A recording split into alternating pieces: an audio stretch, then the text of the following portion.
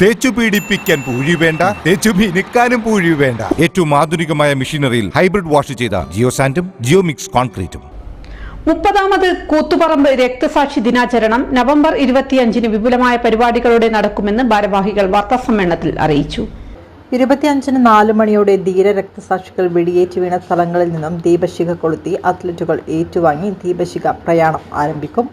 തുടർന്ന് 4:30-ന് തൊക്കിലങ്ങാടി കേന്ദ്രീകരിച്ച് യുവജന പ്രകടനം ആരംഭിക്കും.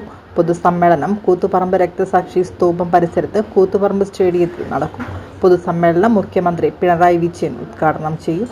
ഡിവൈഎഫ്ഐ സംസ്ഥാന secretary V K. Sanoj, president V. Vaseef, M. V. Jayarajan, P. Jayarajan, Valsan Panoli, M. Surendran, M. V. Sheema, Sarin Sasi, Muhammad Afsal തുടങ്ങിയവർ സംസാരിക്കും. വാർത്താ സമ്മേളനത്തിൽ സംഘാടക സമിതി chairman K. Dhananjayan, block secretary V. Shujith, T. Midhun, C. P. Ajesh എന്നിവർ പങ്കെടുത്തു.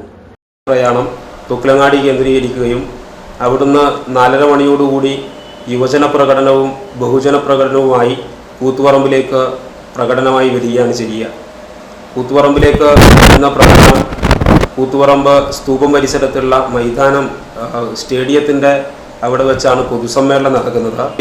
കേരളത്തിൻ്റെ ബഹുമാന്യനായ മുഖ്യമന്ത്രി പിണറായി വിജയനാണ്.